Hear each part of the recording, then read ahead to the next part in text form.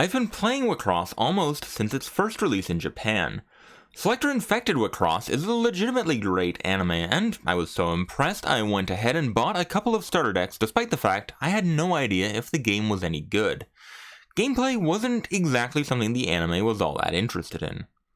Even if the game did turn out to be a dud though, I figured buying a few decks was a good way of showing support for the anime, and if nothing else, it would make for some more interesting merch than a canned badge and paper file. WIXOSS would, from there, fairly quickly rise to become one of my favorite trading card games, even when I was convinced it could never possibly get an English release. WIXOSS getting its English release mere months after I posted a video confidently claiming English release never is still probably my most memorable moment from when I was just starting out with this channel. From there, it's been great seeing the English playing community grow, but for a while now I've wanted to go back and revisit the early days of the game in Japan, because it really was quite different from the Diva format that made its way into English.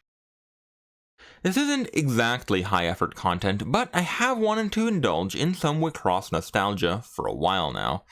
There's a lot of cards from this era that hold a special place in my memories of the game. I'll be going over a few that will hopefully give a small window into these early days of the game of WIXOSS. Analyze. Peeping Analyse is one of the few cards that is directly mentioned in the anime. It's also the featured card of one of the first starter decks. It is an art with cost of 3 blue, and has the effect to name a number, and then your opponent reveals their hand and discards all signy of the named number. It is a nifty, fun effect, and unfortunately is also really weak. Even as a piece in Diva format, Peeping Analyse would come across as overcosted for its effect. And that is before you consider that arts are much stronger than pieces, being more in line with the power level of level 2 assist Lyrigs.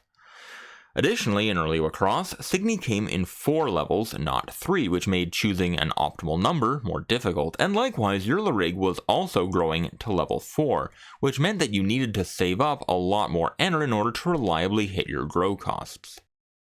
Peeping Analyse was at its most impactful in the early game when your opponent still had plenty of cards in their hand and was limited to playing only low-level cards to their field. But at that point you needed to be very carefully conserving your Enter to ensure that you didn't fall behind in growing to level 4. This would generally leave you using the card much later in the game when players' hands were mostly empty and the card wouldn't have all that much of an impact. Since the card is so iconic though, there have been a few attempts over the years to make it more playable, such as Code Pyrluke Exa. This is a level 2 Pyrluke Center Lyrig that on play lets you pay out 1 blue Enter to use a blue art in your Lyrig deck. This art has to have cost 3 or less, it has to have main phase timing, but if it meets those conditions, you can play that art without paying its cost. This was essentially a way specifically to cut the cost of Peeping Analyse from 3 down to 1 and make it a much more viable early game play. For the first few sets of the game, Pyrluke was the Lyrig that I played the most, and I spent a ton of time during this time to try and make Peeping Analyse work. However, even if you got past the steep cost, the biggest weakness of Peeping Analyse was that it was still taking up a slot in your Lyrig deck, and even back then, there were better options.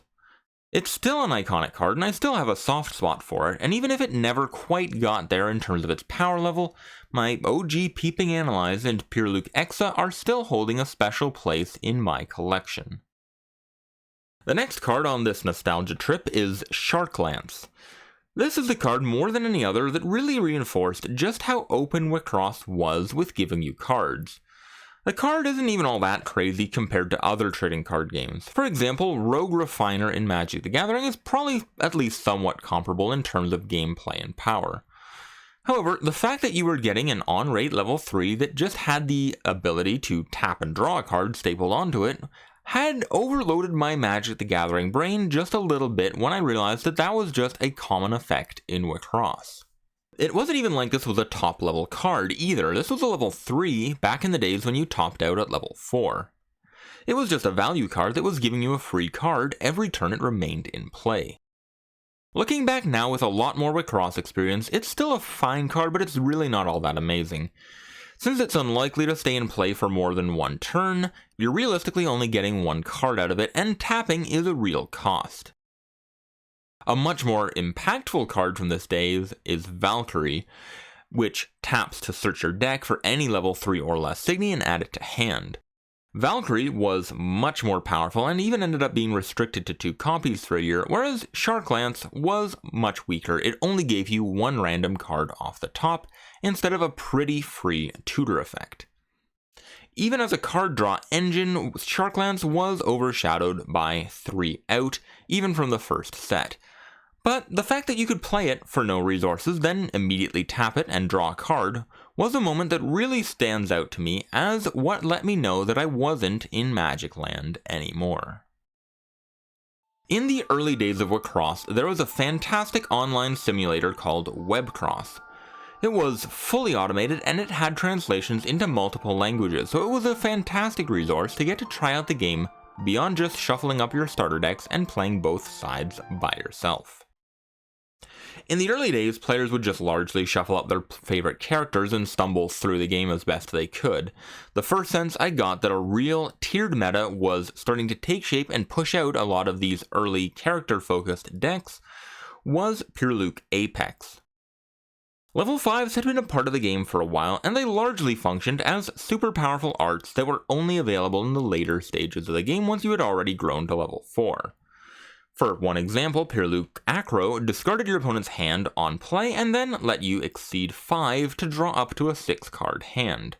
Apex not only gave you a powerful arts-like effect, but above and beyond that, she gave you a real engine to work with. To start, Apex had the once per turn ability to vanish an opposing Signy when you played a spell, for no additional cost. To go along with this already reasonably solid effect, Apex also had an ability with main phase and attack phase timing where you could pay exceed 2 and no other costs to use a spell from your trash, with a cost reduction of 1 black enter and 1 blue enter. Since this let you use a spell at attack phase timing, you could then use the once per turn ability to additionally vanish one of your opponent's Signy in addition to whatever else the spell was doing. Combined with this very powerful defensive effect, you could also follow that up with another spell on your turn, triggering the once per turn ability again, and easily rip apart your opponent's field, making it very clear for you to counterattack through it.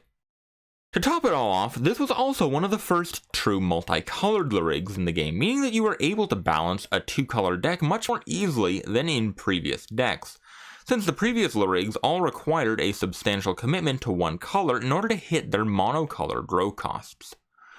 On WIXOSS, this really felt like the first Tier 0 meta I ran into, although realistically, up to this point there was still plenty of competition.